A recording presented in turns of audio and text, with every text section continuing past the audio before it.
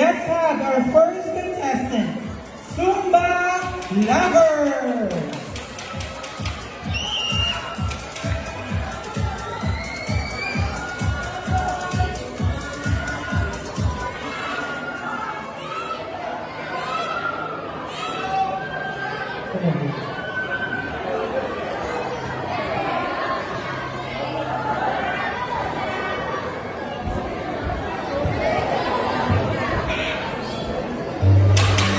Magandang gabi po sa ating lahat.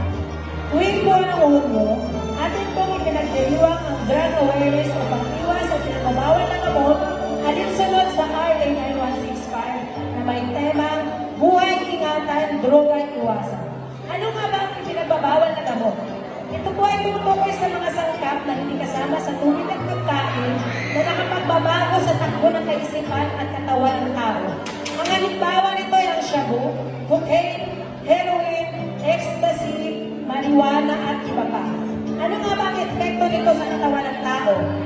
Ay ang panghihina, pagkakaroon ng pagbabago sa pagkain, labis na pagkasumpungin, may silang po o bugsok damdamin at pagkagalit, paglabas ng bahay sa kabuuan ng magdamag, at madalas, biglaang pagpapalit ng kaibigan o barkada.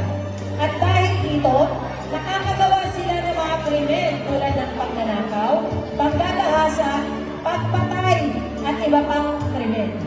Ano nga ba ang naging sanhi? Bakit nalulong sa droga ang ilan, lalong-lalo na ang mga kabataan? Marahil ito dahil sa mga problema, kulang sa atensyon, sawi sa pag-ibig, salat sa pagmamahal mula sa pamilya at iba pa.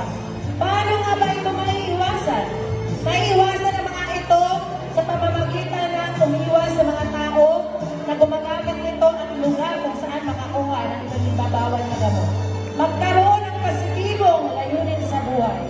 Ituon ang oras at lakas sa makaluguluhang gawain tulad ng pag-aaral, trabaho, sports, pagsasayaw at pagsusumba, at ibang uri pang gawain pang kalusugan.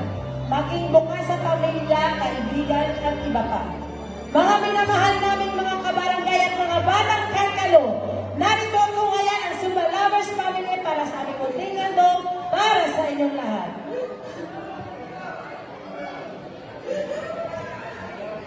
Thank you.